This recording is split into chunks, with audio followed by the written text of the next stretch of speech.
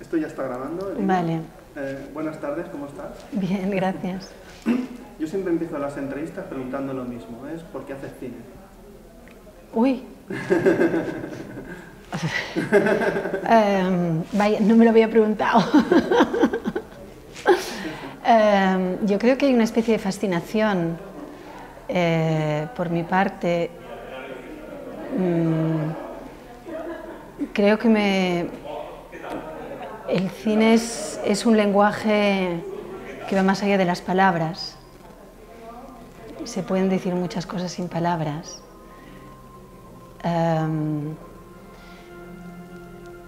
Es una manera de capturar la vida, de relacionarse con la vida, con las personas, con los lugares. Es la escritura de las imágenes.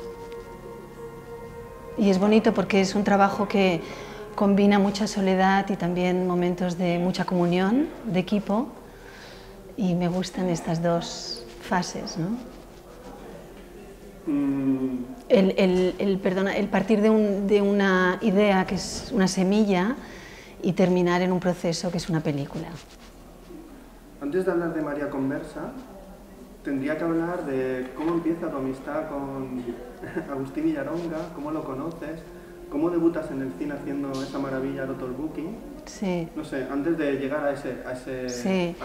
Bueno, yo a Agustín lo conocí de muy jovencita, creo que con 17, 18 años. Era muy amigo del que fue mi marido entonces y tuvimos una amistad muy intensa durante unos años. Es el padrino de uno de mis hijos y hemos seguido siendo amigos a lo largo de los años. Una amistad fluctuante, cambiante, como la vida.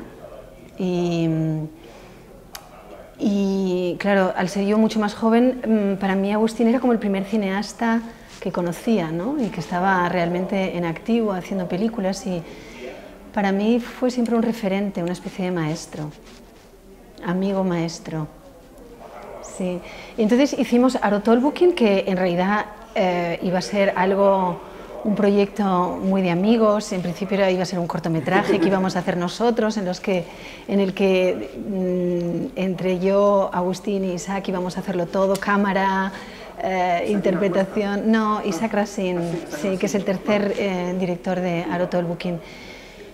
Y bueno, gracias a Agustín y a su talento y a su reputación, pues conseguimos que ese proyecto, que iba a ser un corto, fuera un largo producido por Antonio Chavarrías, y nos embarcamos. Y todo ese proyecto, todo ese viaje, han pasado 14 años, si no recuerdo mal, y llega María Conversa. O sea, llega Agustín Villaronga, va a hacer en teatro El Testamento de María, sí, con Blanca Portillo. Sí. ¿De quién surge la idea? ¿Por qué hay que hacer esa película? ¿Y por qué hay que hacerla? Bueno, primero, ¿de dónde surge la idea y por qué hay que hacer esa película? Bueno, yo con esta película tengo la sensación de haberme infiltrado, porque es verdad que después de muchos años, después de Arotol Booking, Agustín y yo colaboramos una o dos veces más en cosas más pequeñitas, una cosa para la televisión, pero y yo me dediqué a hacer documentales, siempre de bajísimo presupuesto o sin presupuesto. Estuve viviendo fuera, en el extranjero. Me decanté bastante por el videoarte, un poco también por la dificultad de encontrar producción para mis proyectos más personales. Y entonces con Agustín, como siempre hemos sido amigos y nos hemos seguido la pista mutuamente, un día me dice: Lidia, voy a hacer mi primera obra de teatro.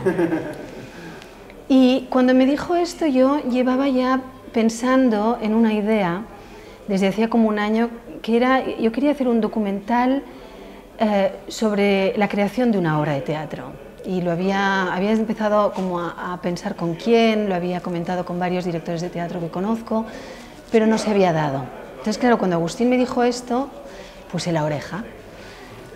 De momento sin decir nada, y unas semanas más tarde Agustín me dice: me gustaría que te leas el texto, me gustaría que me digas. Y entonces cuando me leí el texto de Toybin, me maravilló. Me maravilló, me pareció muy bonito, le di muchísimos ánimos a Agustín y dije, quizás es esta la obra de teatro que quiero filmar. Y entonces le pregunté, él pidió permiso a Javier Pérez de Santana, el productor de la obra, y Javier pidió permiso a Blanca, y la verdad es que nadie sabía muy bien qué es lo que yo quería y qué es lo que iba a hacer, pero supongo que por la amistad y por, bueno, nos conocíamos todos ya un poco también con Javier, pues me abrieron la puerta. Porque una vez que decides hacer la obra, ¿por qué ese tratamiento formal en blanco y negro? Porque hay algunos insertos en color, sí, ahora me dirás por qué, sí, pero sobre todo en blanco y negro y esa intimidad. O sea, como muy cerca, pero tomando distancia. No sé cómo explicarlo, pero yo es lo que he sentido viendo la película. Bueno, la distancia es por el blanco y negro, ¿no? Porque el blanco y negro como esencializa las cosas. El blanco y negro fue una decisión a posteriori, porque de hecho es la historia de un proceso creativo, es la historia de algo que no está acabado, es la historia de todos esos pasajes en el proceso que quedan como las cáscaras, ¿no? que quedan perdidos para el público, ¿no? Entonces es como un borrador, ¿no? Entonces por eso pensábamos que el blanco y negro era bastante apropiado para darle esa dimensión de borrador, ¿no? de pieza inacabada. Los momentos de color son los momentos de la obra, en los que la obra está terminada. Son las grabaciones de uno de los ensayos generales justo antes del estreno. Y le dan como un poco de respiro a la película, le dan un poco esos momentos apoteósicos y ayudan, creo, un poco en el ritmo y en la estructura de la película. Y porque ¿tú llegabas allí, filmabas lo que te apetecía o tenías... Esto no lo filmes, Lidia, esto sí? ¿O fue un proceso libre por tu parte, ¿no? ¿Tú llegabas allí o llegabas, por ejemplo, ibas lunes, miércoles y viernes o ibas cada día? ¿Cómo fue tu proceso? Bueno, yo intenté ir casi todos los días que pude. No fui todos, pero fui muchísimos días. Fui muy libre, no fui nada metódica. Yo soy un poco caótica y bastante intuitiva y me gusta mucho observar, simplemente estar y observar. Entonces la cámara era como, bueno, mi acompañante y sentía cuando la tenía que poner en marcha y cuando no. Grabé muchísimo, yo creo que podría haber hecho 3 películas, pero enseguida tuve muy claro que el foco era Blanca. O sea, podía haber hecho algo quizás un poquito más, no sé, también centrado sobre Agustín o sobre coger una perspectiva más de todo lo que es el trabajo de equipo, que está en la película, pero realmente el peso recae sobre Blanca. Y pensé que esto era así, primero porque ella es muy potente, porque a mí me interesa mucho el trabajo actoral, como ese coraje, ¿no? Que poco a poco se va materializando, va tomando fuerza.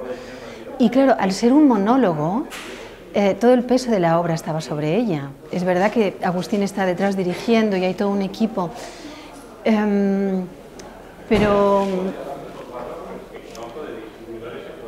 pero pienso que centrarlo en ella también era hacer honor a lo que es la obra, a lo que es el personaje de María de Nazaret. Tolkien lo que hace con su texto del Testamento de María es darle voz a la madre, ¿no? Y es un testamento en voz femenina que nadie ha escrito hasta entonces. Entonces pensé que la película tendría que un poco respetar eso y también tener esa voz femenina como el hilo principal y conductor de la película. Porque ahora que hablas del foco de Blanca, te iba a decir, entrevistar a Blanca y que hable de esa manera a la cámara. Sí. Como si estuviera hablando de otra persona. Sí. Bueno, es que lo que pasó con Blanca es... Bueno, primero... Una idea que surgió mientras estabas filmando, ¿no? ¿Entrevistarla? Tenías claro que esas entrevistas tenían que salir. Bueno, yo quería hacer como paradas en el camino y ir entrevistándola para hacer como un poco de diario de viaje. ¿no? de cómo estaba ella en el proceso. No lo pudimos hacer tantas veces como quisimos, porque evidentemente la prioridad no era la película, no era mi película, sino que era la obra de teatro, estrenar a tiempo, y entonces yo siempre me tenía que adaptar a eso, ¿no? Justamente por eso también lo que pasó es que Blanca estaba tan concentrada en su trabajo que yo creo que llegó un momento en que se olvidó de que yo estaba allí. Y me tomaba como, bueno, una persona más del equipo y se olvidó de que había una cámara. Y la película creo que tiene muchos defectos técnicos porque era yo sola con mi cámara y mi micro, pero creo que tiene un gran valor y es este, ¿no? El de haber conseguido desaparecer ante los ojos de Blanca, ¿no? El haber podido capturar esos momentos en los que ella está totalmente entregada. También en las entrevistas, ¿no? Como el conseguir una cercanía como si estuviera hablando con una amiga, ¿no? Porque en los momentos de entrevista parece que está hablando su subconsciente, a lo que va más allá del personaje de Blanca Portillo, de ser actriz. Sí. Ella está como en un túnel oscuro y buscando las luces que le hacen sentir lo que es su trabajo, su oficio, ¿no? Sí.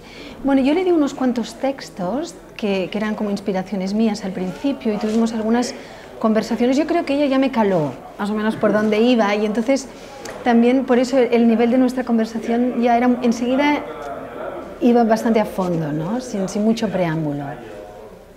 ¿Y el proceso de montaje cómo fue? Porque filmas un montón, al final acaba siendo una película de 61 minutos, una hora. Sí, bueno, esta es la versión que mostramos ahora, pero en realidad hay una versión más larga, que es la que teníamos para cines, pero la hemos dejado en la versión más corta. El proceso de montaje son horas de trabajo, son muchas horas de trabajo. Yo lo que quise era que la película tuviera dos niveles, que corrieran en paralelo. O sea, estructurarla sobre un montaje en paralelo, que uno es el de Blanca, cómo se va acercando al personaje, y otro es la historia, contar la historia del monólogo cronológicamente desde el principio hasta el final, ¿no? Entonces hay unos hitos en el camino. Y entonces esa fue un poco la estructura base para el montaje, o sea, empezar a contar la historia solo con los primeros ensayos en los que Blanca no tiene vestuario todavía, en los que todavía no se sabe el texto, que trabaja con el guión en las manos, y entonces ir creciendo y creciendo ella en su proceso y la historia avanzando en su narrativa en paralelo. Porque tú cuando de momento estabas filmando no tenías claro cómo iba a ser la película, ¿no? Tú había que filmar mucho y después en montaje ya pensaríamos qué película vamos a contar, ¿no?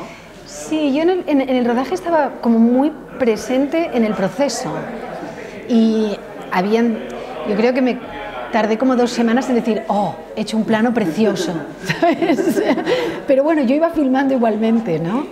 Y claro que vas pensando cómo lo montarás, qué pasará, pero no intenté, no sé, como me lancé muy a la piscina, dije, eso lo resolverás después, ahora no es momento de resolverlo, ahora es una cosa que está pasando ahora. Es muy orgánico. Es muy orgánico y cada día están pasando cosas distintas y cada día hay descubrimientos distintos.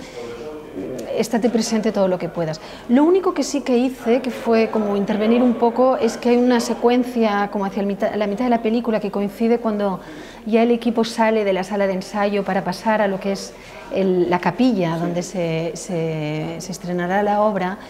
Organicé una procesión de apóstolas. Sí. Esto es lo único en realidad que produje para la peli, aparte de estar allí durante los ensayos, ¿no? Pero también es interesante porque te saca de ese espacio y te da una distancia, ¿no? Sí. Eso es interesante, ¿no? Y ves la calle, ¿no? Sí, exacto. Que existe la calle también. Sí, exacto. Porque, ¿por qué se llama María Conversa? ¿Con quién conversa? ¿Con Dios, con nosotros, con Lidia, con Agustín?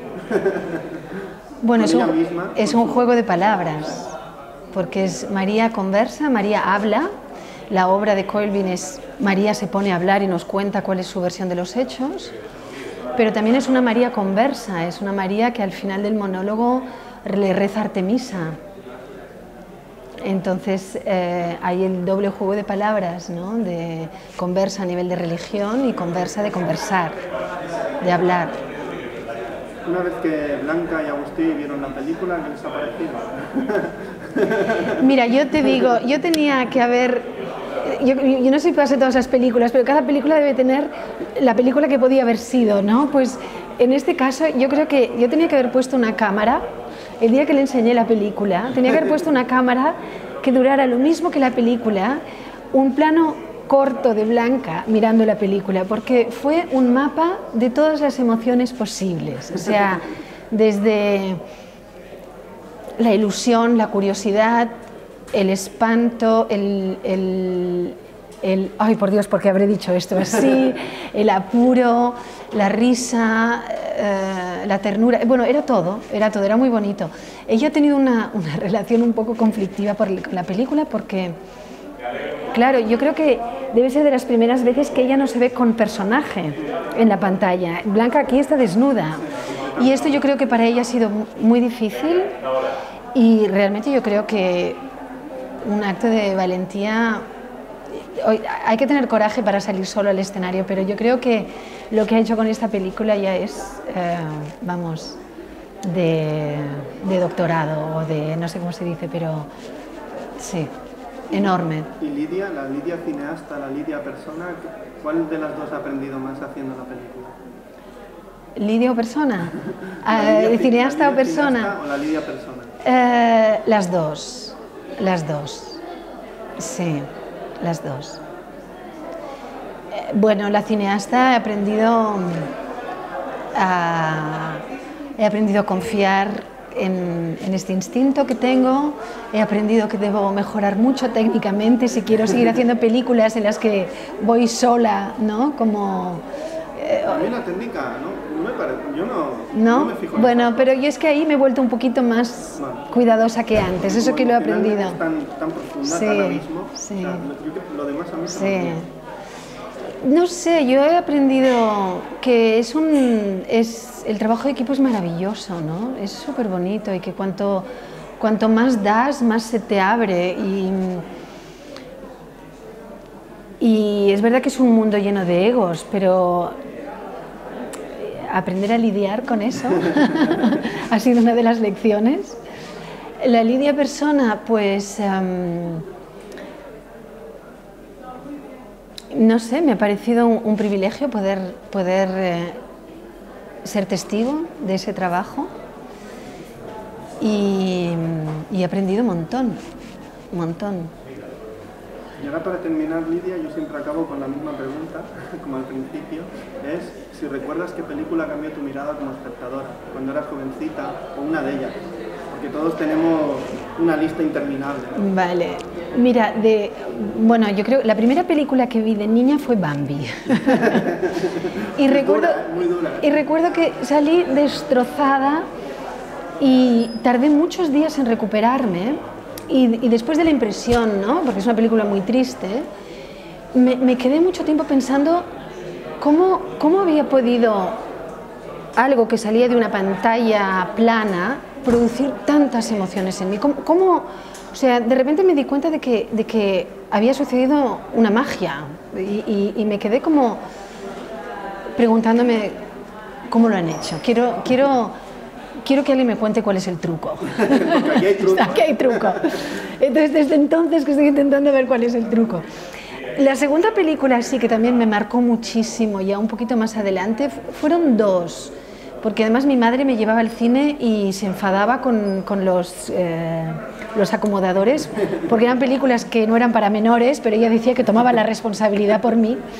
Entonces vi Aguirre, la cólera de Dios, y Versus Alá, de Kurosawa. Y estas dos películas para mí fueron de nuevo la confirmación de que el cine tiene una potencia emocional como muy pocas cosas, ¿no? En la vida, como, bueno, a la altura de la vida misma, ¿no?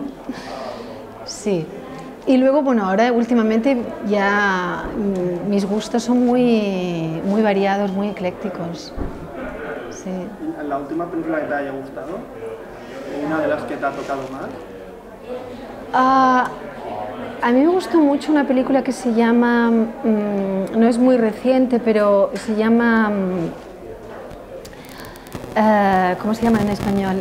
Olvídate de mí. Sí.